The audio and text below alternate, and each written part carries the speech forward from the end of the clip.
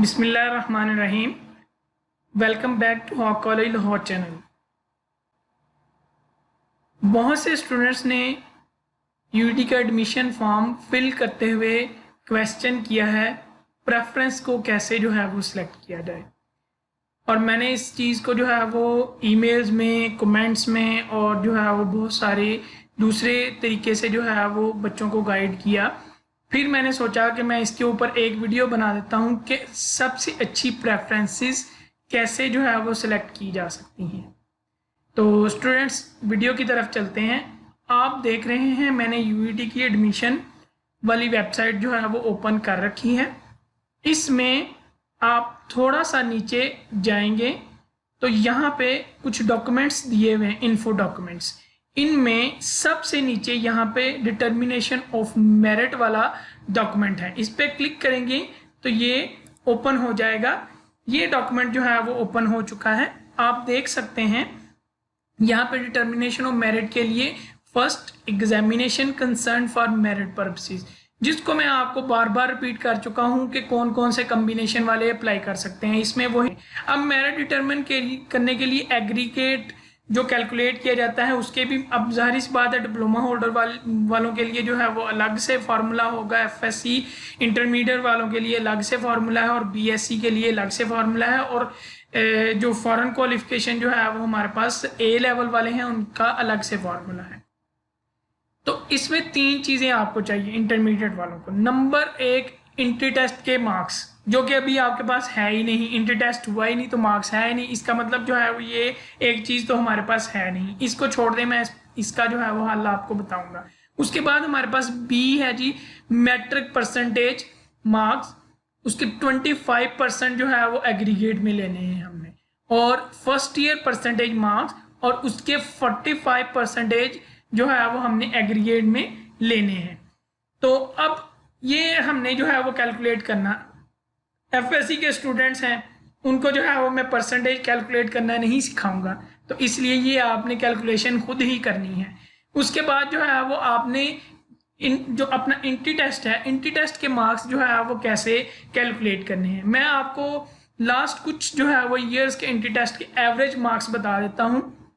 Maximum जो marks जो है वो हमारे पास 355 तक जो है वो मार्क्स आते हैं मोस्टली, बस का इससे भी ज़्यादा आते हैं, लेकिन जो एवरेज रिजल्ट रहता है वो 200 के पास ज़्यादा स्टूडेंट्स होते हैं जो एवरेज रिजल्ट होता है, और 200 से नीचे काफ़ी ज़्यादा स्टूडेंट जो है वो होते हैं। इसलिए जो है वो आप अपनी प्रेपरेशन के मुताबिक खुद से अंदाज़ा करें कि आपके मार्क्स कितने आएंगे, और उसके लिए मैं इस चैनल पे जो है वो अक्सर टेस्ट अपलोड करता रहता हूं, जो कि बहुत कम स्टूडेंट अटेम्प्ट करते हैं, लेकिन जो अटेम्प्ट करते हैं उनको मैंने देखा है कि उनके मार्क्स अच्छे नहीं आ रहे। इसका मतलब है प्रेपरेशन अच्छी नहीं है, आपको प्रेपरेशन की ज़रूरत है, आप प्रेपरेशन कर लीजिए।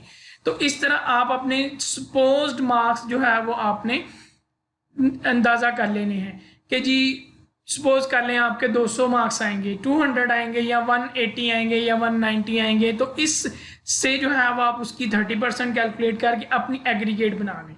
अब आते हैं जी डिप्लोमा होल्डर और बीएससी इंजीनियरिंग टेक्नोलॉजी वाले स्टूडेंट्स या बीएस डिग्री वाले स्टूडेंट्स, उनका क्या क्राइटेरिया होगा। जल्दी से मैं इसको जो है वो कवर कर देता हूँ।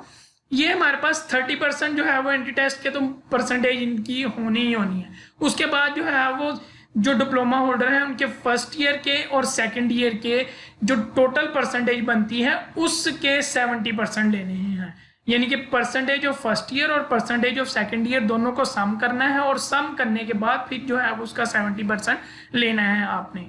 अगर किसी को डिप्लोमा होल्डर स्टूडेंट जो है वो समझ ना आए तो वो मुझे कमेंट में जो है वो पूछ सकते हैं, मैं उनको गाइड कर दूंगा इसके मतलब।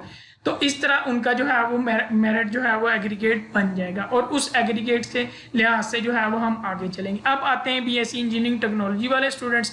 बीएससी इंजीनियरिंग टेक्नोलॉजी वाले स्टूडेंट्स के लिए भी 30% एंट्री टेस्ट के जो है वो मार्क्स होते हैं, और 70% जो है वो उनके मार्क्स 7 सेमेस्टर के जो है वो काउंट होते हैं। अब वो काउंट कैसे होंगे, उनका तो जो है वो सेमेस्टर सिस्टम तो CGPA होगा, तो CGPA जो हमारे पास है उसमें 2.5 CGPA जो होता है उसको जो है वो 60% लिया जाता है, और जो 4/4 GPA होता है उसको जो है वो 90% लिया जाता है, और उसके लिहाज से जो है वो आपकी जितना भी जीपीए है आप उसको इंटरप्रेट करके उसकी जो है वो परसेंटेज निकाल सकते हैं। और जो हमारे पास ए लेवल वाले हैं 30% एंट्री टेस्ट के मार्क्स हैं, और उनका जो ओ लेवल का रिजल्ट होगा 70% मार्क्स उनके जो है वो उसमें से काउंट किए जाएंगे। तो स्टूडेंट जो है वो ये थी आपकी जो है वो मेरिट एग्रीगेट बनाने की। अब इसके बाद हमने क्या करना है, सपोज कर लें कि मेरा जो है वो मेरे पास एक स्टूडेंट की एग्जांपल है जिसके मेरिट के मार्क्स जो है वो बन रहे हैं 76%। मैंने कैलकुलेट किए हैं तो उसके 76% के करीब मार्क्स बन रहे हैं। अब जब आपने ये एग्रीगेट कैलकुलेट कर ली है अपनी, और उसके बाद फिर आपने वापस यूनिवर्सिटी की साइट पे चले जाना है। यूनिवर्सिटी की साइट में जाएंगे तो ऊपर यहाँ पे जो इंफॉर्मेशन जो होम डाउनलोड, इसके नीचे यहाँ पे एक आ रहा है मिनिमम एग्रीगेट एंट्री 2019। ये 2019 का एंट्री टेस्ट का जो है वो मिनिमम एग्रीगेट्स हैं जिनके एडमिशन हुए हैं। इसमें यहाँ पे जब आप क्लिक करेंगे तो ये एक लिस्ट ओपन होगी। इस लिस्ट को जो है वो हम कर लेते हैं सॉर्ट आउट बाय कैटेगरी।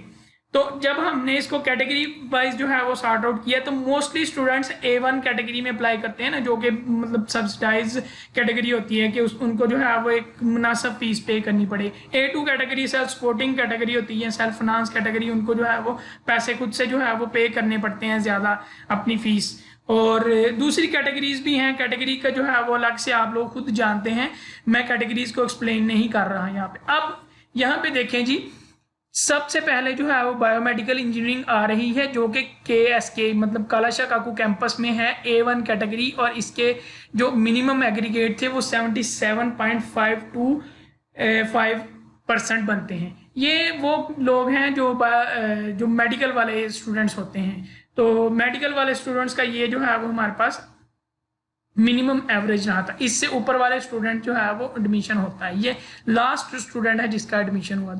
उसके बाद अगर आप देखें लाहौर में मैकेनिकल सबसे टॉप पे है जो कि 76.511।